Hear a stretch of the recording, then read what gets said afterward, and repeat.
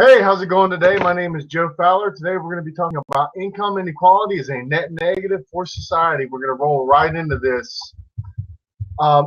So, in a modern economy where we have seen the richest people continue to accumulate more and more wealth, with this conjecture, this house affirms that that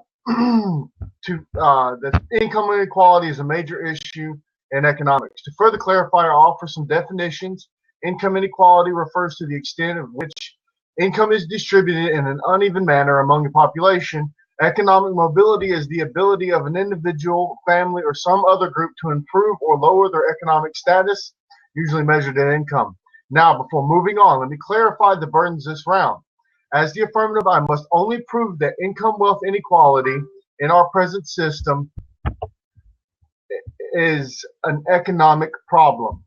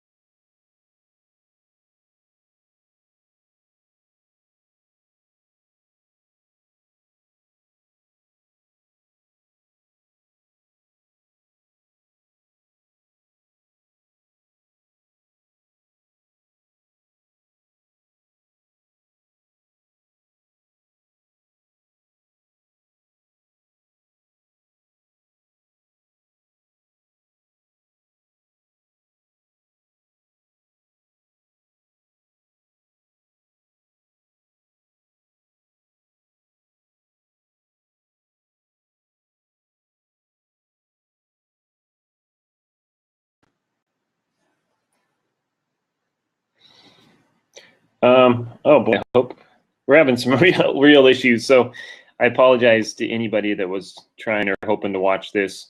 We tried yesterday, but had some technical issues with, so I don't know if it was the page or something. The mic wasn't working. I'm texting with him. Okay, he did pass the mic, it looks like. Thanks. So I missed all of that, sadly. So I'll just go into what I was going to do.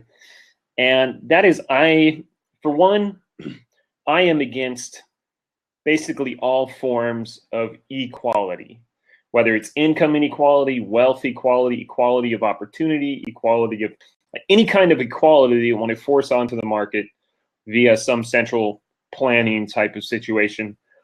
I'm against that. And the reason is, I'll start with equality of opportunity, just because it's kind of an interesting topic. No two people are equal. You cannot have equality of opportunity because even Rawls himself, he had pointed out that families are different. So, Joe here was born in one family. I don't know what his family was like, probably great. I was born in another family. Maybe my family's better. Maybe my parents were not as well off. Maybe they were better off. Maybe they were more or less different, some kind of different type of loving. They gave me different opportunities than he got. So, if we were to try to bring in some kind of equality there, that's the only way that, and Rawls didn't go this far, but other people have, is that you would have to eliminate the family altogether. So I am against the inequality that comes from some type of government intervention, which is force, any kind of immoral type of equality where somebody steals from another. So I'm against all of those. But as far as market-based inequality, I see no issue with that.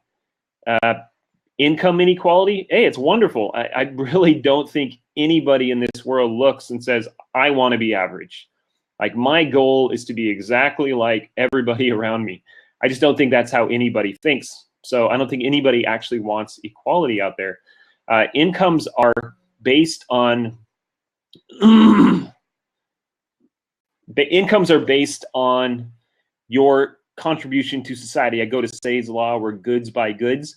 What you produce, the market values what you produce, and some people are just lucky. You know, Michael Jordan is more skilled than I am, and he makes more money than I've ever going to have a chance to make. So the market determines what kind of income you're going to make, and I don't think anybody has any problem with that. Is it wrong that doctors make more than fry cooks? They had quite a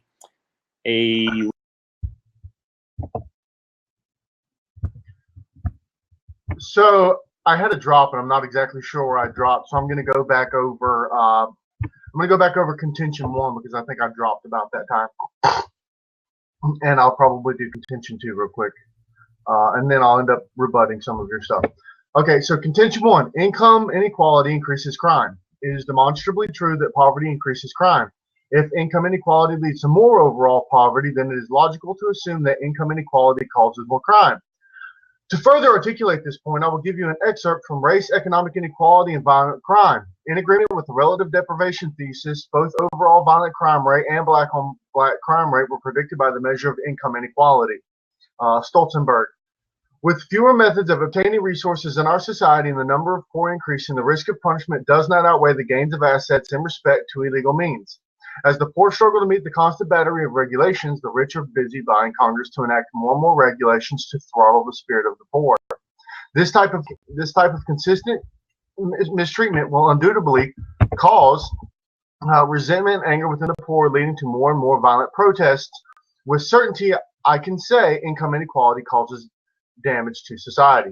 Contention 2: the wealthy maintain a disproportionate political power. I've alluded to this fact in my first contention that inequality leads to more inequality.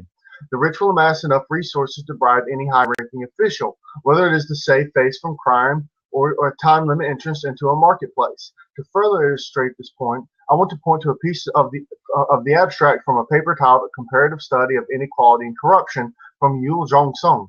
The wealthy have both greater motivation and more opportunity to engage in corruption, whereas the poor are more vulnerable to extortion unless able to monitor and hold the rich and powerful accountable as inequality increases. Inequality also adversely affects social norms about corruption and people's beliefs about the legitimacy of rules and institutions, thereby making it easier for them to tolerate corruption as acceptable behavior. The wealthy use power and money to influence our political system. They bribe officials, they force wage control, and they force out other players for the government contracts. The market has a mechanism built in to stop such things from happening, but the issue arises when someone legislates against the market mechanism.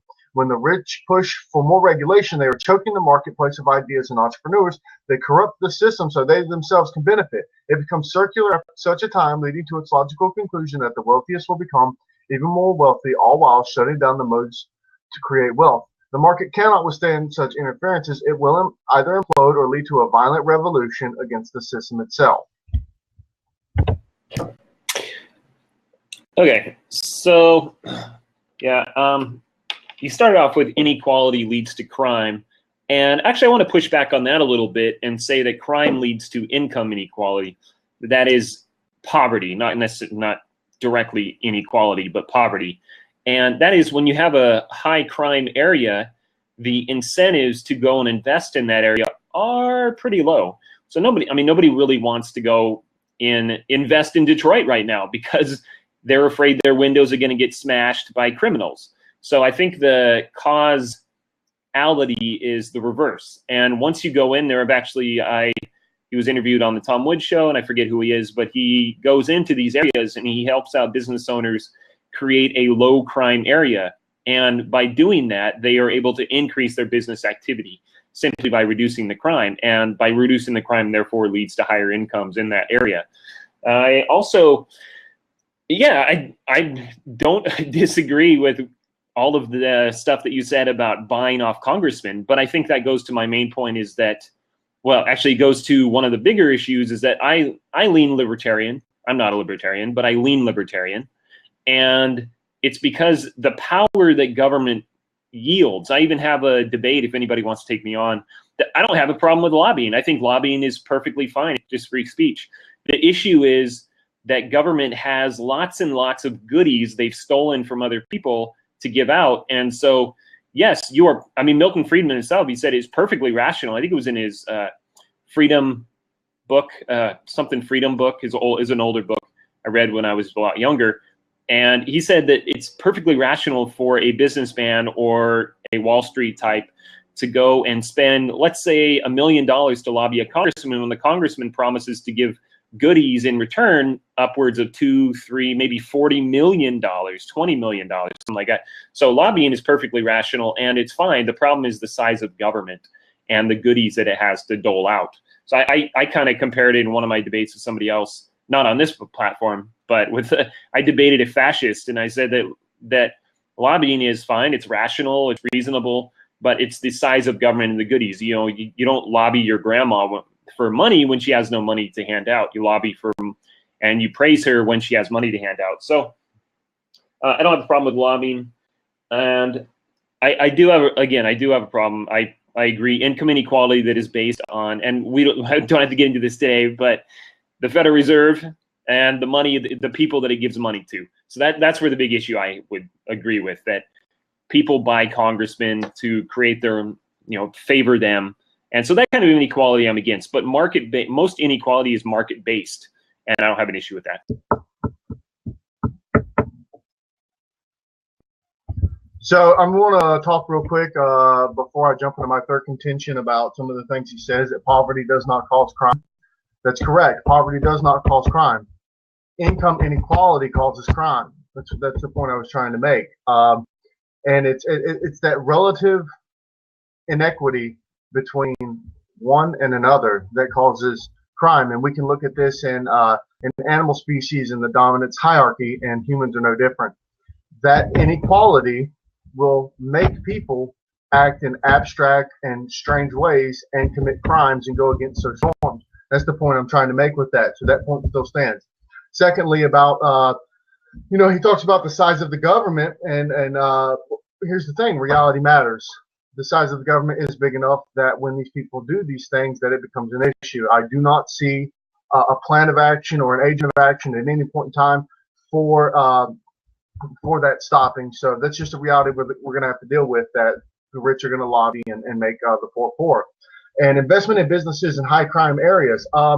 You're right, but that's a government lobby against those things that keep the interest rates from the interest rates and the insurance rates and things of that nature level that they need to do with those high crime rate areas. So that's a government issue. That's not a social issue, and that's the point that I'm going to drive with that one. So contention 3, income inequality decreases education. The research suggests that nations with a high degree of income inequality and a relatively small low-end income population have a substantially higher education level. To give a brief overview of this argument, we will take a look at the article on the world development by Cornell University, Eric Thorbeck. The main reason for underinvestment in education is that credit markets are imperfect. The poor possessing little to no collateral in the setting of a developing country are practically sealed off from the formal credit market. These stylized conditions lead to a vicious cycle where initial inequality and poverty result in underinvestment in education among the poor, which further exacerbate inequality. This once again shows the negative side effects of income inequality, where the rich are maintaining the important channels for economic mobility. The more unequal the society, the greater the decline in public education programs. This is due to rich not wanting to pay for public goods. There are also malinvestment problems with the system due to rich choosing to misallocate the money for corruption purposes. This consistent misallocation of public and private funds with regards to education will have ever more adverse effects on our society, creating a dichotomy of the rich and the poor.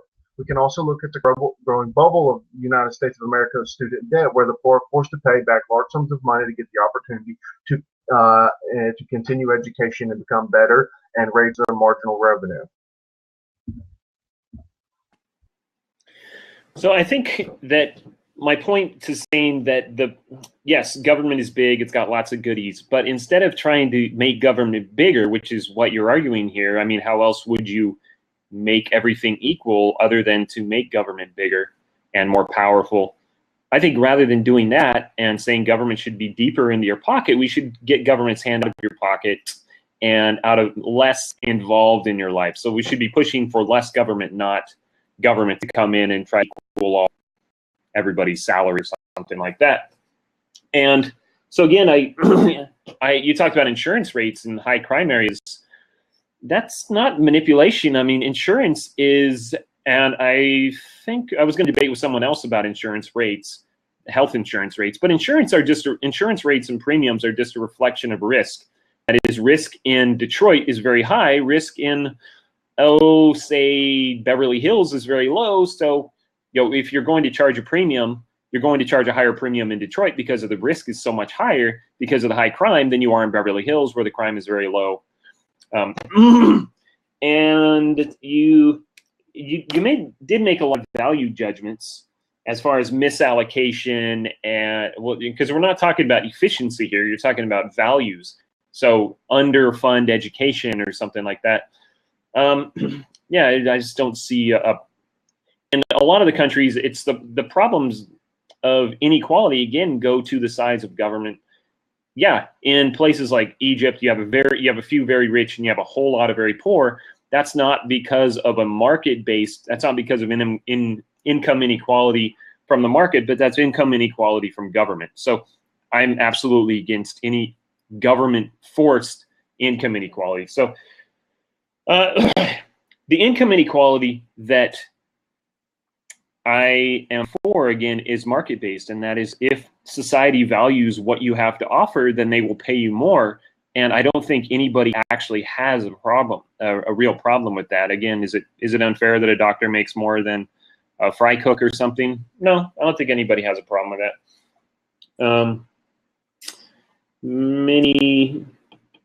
So misallocation. Yeah, the rich don't want to pay for this. So I guess do we have the government come in and force them at the end of a gun? I'm more of a free market guy. I don't think that government really has a role in any of those things. So we get government out of them, and you'll allow for people to make more money on their own. So I'll pass it over. So just to clarify, I'm going to go over my introduction because I don't know if you got to hear it, but it's rather important to this. So to further clarify, I want to offer some definitions. Income inequality refers to the extent to which income is distributed in an uneven manner among a population. Economic mobility is the mobility and the ability of an individual, family, or some other group to improve or lower their economic status, usually measured in income. Now, before moving on, let me clarify the burdens of this round. As the affirmative, I must only prove that income, wealth, inequality in our present system is an economic problem. The debate also about the practicality. This debate is not about the practicality of redistribution methods. Having said this, my value is a more equitable world. So my value judgment that I'm making here is for a more equitable world. Secondly, when you say that that somehow there's going to have to be a way that the government has to redistribute resources and income, that is not my argument, and it is nor is it topical to the debate whether income inequality is a net negative for society or not. So let's not talk about that because that has nothing to do with what this debate is on. Secondly, it's a misrepresentation of my argument on insurance rates. So what I said is that insurance rates under the market system in high crime rate areas would actually balance out and be fine, and you would actually see those markets and businesses opening up. What I said is that the government intervenes in those marketplaces when it comes to payday loans, which limit people's ability to gain access to these funds, and capping insurance rates for companies like Walmart or 7-Eleven opening up in these places where they can't afford the insurance. It's not that they can't afford it. I'm sorry. It's where the insurance is capped, therefore the insurance is not going to pay for these things. These companies cannot get insurance because of the high crime rate, because the government caps how much that they can charge. So there's an inequity in the market there. And really, I want to go back to the point of what you said about the size of the government. I mean, this is a utopian idea. We have to settle in reality. We have to look at the legitimate facts of the case. Changing the size of the government is something I would wholly agree with, but it's not something that's going to happen anytime soon. We have seen in our political sphere so far that the Freedom Caucus has managed to get blocked. There's internal fighting between the Republican Party. It's just not a reality now or anytime in the near future. So let's stick to the points about whether income inequality is a net negative for society, because I think that's really important for this debate. Okay, yeah. So I think we actually agree on probably the ideal role of government, which is minimal. I'm a minimalist government. I'm not an anarchist. I'm definitely not an overarchist. But you opened with distribute. I don't like the term distribute because you're assuming, or at least it implies that you have someone who's way up high and kind of handing out goodies. He's handing out higher incomes to some and less incomes to others. But in a market system, incomes are and they're not distributed, but they're just exchanged. Things, goods, and services are exchanged in a market system, and he who the market values the most, say a doctor or Bill Gates or Jobs or somebody like that, they're very, very rich because the market values what they offer to the market. And therefore, it goes to the goods by goods. I think you mentioned income mobility, and Thomas Sowell has a book on that. And I was just listening to Contra Krugman, which is making fun of Paul Krugman. Everybody out there should listen to that. It's got Wealth, Poverty, and Politics, an International Perspective by Thomas Sowell, where he goes into the incredible mobility that is only about 5% of people born into the bottom quintile, the lowest 20% of incomes, live there for the rest of their life, end up there when they're old. Only about that, a very small percentage of people that start in the highest 20% end up there. That is, when you're in the United States, you're born poor, you have a very, very low probability of remaining poor for the rest of your life. You're very likely, in fact, highly possible that you would be one of the richest 20%. So income mobility is really the problem. But again, just going specifically to income inequality, the source of the inequality is really the issue that I would take up, because income inequality in and of itself is not problematic in any way. Again, is it unfair that a doctor makes more money than a fry cook? No, a doctor has 10, 15 years of investment and risk, and he owes $400,000 when he graduates. So isn't it only morally and fair, because again, we're throwing value judgments in here, isn't it only fair that he makes a lot of money, a lot more money than someone who has no degree? So get more into that. But you brought up the college education. Yeah, again, I just say there's a lot of government intervention. And so I think government intervention is the problem, not income inequality. So I'll go ahead and I don't have any time left. So. Okay, thank you. Let's talk about mobility real quick, and what Thomas Sowell says and what Thomas Sowell's actual stuff from the Hoover Institution states. Now, yes, it is true that in the United States, the bottom 20%, only 5% of them stay in the bottom 20%, and the rest are mobile upwards. But to say that they go to the top 20%, he even says it's not necessarily something that they stay in. It's something they pop into. So if you move from the bottom 20% to the next 20%, you're not really moving that much, especially when we talk about inequality and relative inequality, which is what I drove home earlier when I talked about the dominance hierarchy and the psychological effects it has on humans, and how it raises crime rates, and how these issues also go into education. So yes, that mobility statement is true, but it needs to be unpacked a lot more to make it clear that he's not talking about people will become wealthy by the end of their life. And if they do, it's usually at the very end of their life cycle, when they're preparing to retire.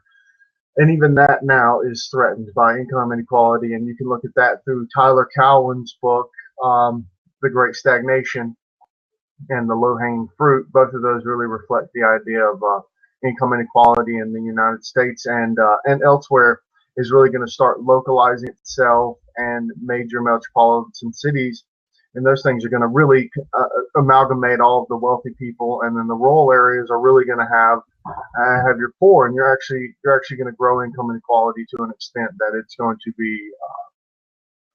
be relatively rough to be poor in those situations, because you're mainly going to have service jobs due to production and technology changes.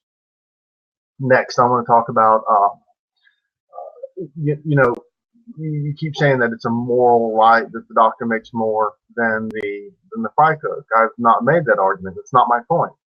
And everybody knows that a doctor should make more than a fry cook. But that does not stop the idea that income inequality in the United States and elsewhere is a net negative for society. Sure, we gain great benefits from the top 1% enlarging the pie, but that pie is not equally distributed as it grows larger. So that whole pie fallacy doesn't actually play into income inequality. Even Frank H. Knight, who is the teacher of Milton Friedman, argued with Milton Friedman daily on this objective, because it is true. Income inequality does limit the poor and has a net negative to society, with or without a market. Okay, so I brought up the Thomas Sowell and his kind of the life cycle, and that people start poor, they get rich, they retire, and they're somewhere in the middle typically. Some rich end up poor, yada yada. So mobility is really the issue. As far as is the fact that people are jealous of wealthy, that is, if you make $20,000 a year and you follow Bernie Sanders or somebody and you listen to him and say, oh, it's unfair that somebody makes $200,000 a year, and they drive that hatred, is it the inequality, or is it the fact that people are just terrible sometimes? That hate for wealth, is that the problem, or is it the fact that they are wealthy? And no, I think it's that people are covetous, not that the wealth inequality itself, but just the behavior and the desires of people to steal other people's wealth, i.e. Be socialists or something like that. That I think that is what's terrible for society, not the fact that their incomes are different. I think income inequality is a benefit for society because it drives people to be better. That is, if you make $10 an hour today, you look around, you say, oh, people are driving nice cars and I got my jalopy. That is a good incentive for you to go out and make yourself better. And as Walter Williams talks about in he's got a great Prager University video where he goes through this, and he says that in a market system, the only way you can increase your income is to serve society. And so with your goal to go out and increase your own income, rather than look at other people and say, oh, there's nasty rich people, they're horrible, we should tax the crap out of them so they can give it to me. Well, again, that's just covetous. I think that's a very wicked belief system. But the fact that you want to be wealthy and you want to go out and serve humanity, or you must serve humanity to get wealthy. And so I think that the fact that incomes are unequal is a net benefit to society because it drives people to be better and to go out and serve society better. As far as the uneven distribution, well, again, we could talk about the source of that, but that's just a personal judgment as far as who's getting bigger pieces of the so-called pie. But I think that's a fallacy anyways, because it's not that this is I think a big point to bring up here is that this is a positive sum game. Exchange is a positive sum game. And when you're talking about a pie being distributed, it's not that one pie is being distributed and the rich get 75% and we get 25%, but that we're baking more pies. That pie is growing. And we can see that over time. So I'm gonna talk about the pie. Again, you misrepresent my argument. I never said that there isn't a single sum pie. I said that the pie grows. I understand that. What I'm saying is that as income inequality increases, and based on the three contentions that I gave you, the rich end up taking more and more of the pie even as it grows. So again, income inequality is still the issue. Even if the pie grows at an exponential rate, it grows faster for the rich than it does the poor. That again goes back to the basic schema and the dominance paradigm of human and that relative inequality. When you have that dominance paradigm, you're going to have issues in society. You have to understand that there is a reason why that there was the Red Revolution, the Mao Zedong Revolution, and we can point to economic illiteracy. You want to point to covetousness, which I think ascribing thoughts to others is not something I find a good idea. You don't know what they think, so ascribing any motivation to them is necessarily and typically wrong. Most people think from the bottom of their hearts that they're doing the right thing. So, and then you talked about incentives. Well, people seem to forget disincentives matter as well.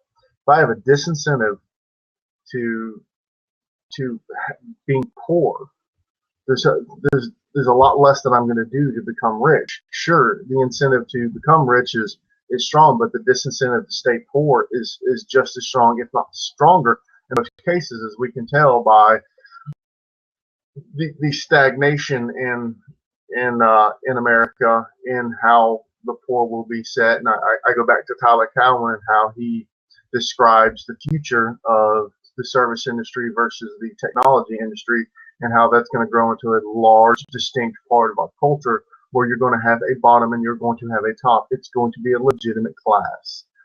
And there might be mobility within that. But even then, that mobility is going to be a lot more distinguished than it is now, and that's something that we're going to have to face.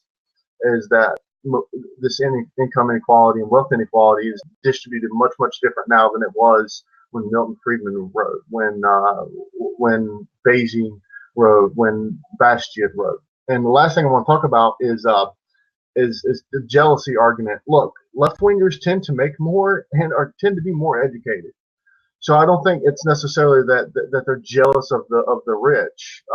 Bill Gates is not jealous of anybody. He's the richest man on the face of the planet, and he's a far left wing socialist. So there's that. Well, again, I think most people, you could look at you mentioned the student loan. So why do people want their student loan forgiven? Because they think the world owes them or something. You know, I think applying motivations to people. Why do people do anything? I mean, that's what economists do. Is we study motivation and incentives. So I mentioned the pie. I'd say the only time in which the distribution of a pie matters is if the pie is remaining constant and you have that zero-sum game. And that's Bernie Sanders and the left implies that you have a zero-sum game. You have a pie, and as the rich get a larger share, that means you get a smaller share, right? Why do we have 19 deodorants when there are poor people? That implies that there's just a very small pie and a very limited amount of resources to be distributed among the vast population. When the pie is growing and both the rich and the poor are getting richer, who cares? I mean, it doesn't hurt society at all, unless you tell people that it hurts society, and then they start to think, oh, well, you know, society owes me more than it gives me. So again, that's why I'm kind of applying the motivations of people. Why do people get angry about the distribution of goods? It's because people tell them that the distribution of goods is unfair. The fact that the pie is growing, and yeah, the gap between the rich and poor in monetary terms is getting larger, but in reality is getting smaller. I mean, you know, you could probably look to your left someday in traffic and see Bill Gates type sitting in his super sports car, his $200,000 car. But hell, his car's got 4 wheels and takes him from A to B. And I've got a car that, you know, I just leased a car, and I'm not rich, and you know, the car is pretty sweet. It's better than the car I had when I was younger. And so I think it just goes to show that 100 years ago, yeah, that was a problem. The gap between the rich and the poor. The rich rode around in coaches, and the poor were lucky to have shoes. That's not the way it is today. the distribution, the inequality really doesn't have any substantial effect. In fact, we can say unequivocally that both the rich and the poor are better off today. They're getting better off. So, and again, I said applying motivations is fine. Actually, I'll just pass it over. And I think there was something else you mentioned that I was going to take up, but I didn't write it down. So I'm going to end with my conclusion. In conclusion, the disadvantages of income inequality are more numerous and more significant than the benefits of higher GDP, which correlates to higher income inequality. As I have made clear, societies with pronounced income inequality suffer from an increase in crime, increases in political inequality, and lower education for everyone. As society, it is time that we look at hard facts and make the right decision and understand that income inequality is a net bad for society. I also want to go over the statement that I made earlier about what this debate is about. This debate is about whether income inequality is in our present system is an economic problem that leads to a net negative for society. This is not about the practicality of distribution methods, and that my value statement is one of more equitable world. I also want to state that in this argument, I think I've argued better. I think I've made my points more clear. I've had no arguments from ignorance. I have cited everything that I've needed to say. And if the viewers want, they are more than willing. I will shoot them my bibliography for everything that I've stated. And that overall, I would like to thank everybody for watching. And with that being said, let's go over the three contentions that I made. Contention 1, income inequality increases crime. Contention 2, the wealthy maintain disproportionate political power. And contention 3, income inequality decreases education. Under these three contentions and the other points that I made in this talk, we can look at income inequality as a net negative for society. How we go about doing that is not my business, but it is an absolute fact that it is a net negative for society.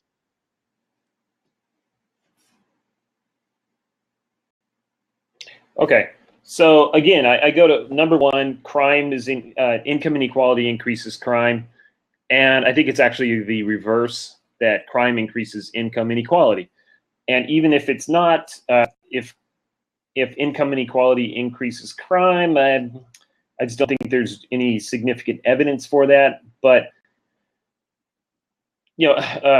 well, number 2, you said society should think. So I think that, again, that definitely implies that society has to come up with a way to and you said distribute resources. That at least implies that you think society should come up with a better way to distribute resources. And I think if you're not going to distribute them via the way that it is, then you're looking at having some kind of overarching system to distribute resources in a different manner than which it does.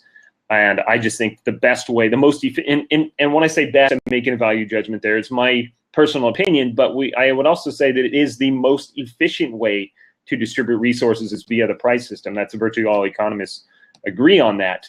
And prices are just a reflection of relative scarcity and inputs. So as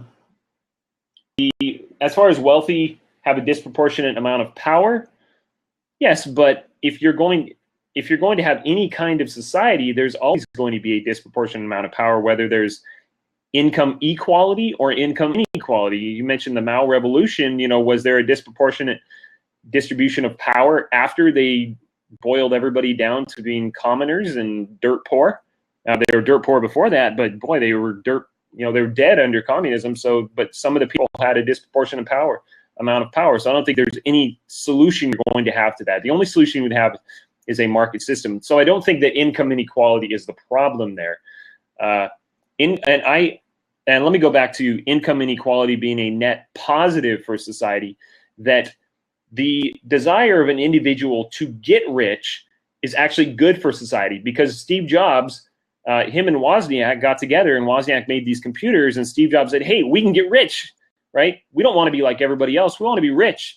And he took these computers and he distributed them. And I'm talking on a Mac and I've got an iPhone. And, I'm not a big Apple fan, but my wife is. So she loves them. So I think that the income inequality is a net benefit to society. We don't want to be like Cuba. We don't want to be like North Korea. We want to have motivation for people to be better off. And income inequality is a necessity to drive human behavior for that purpose, to serve society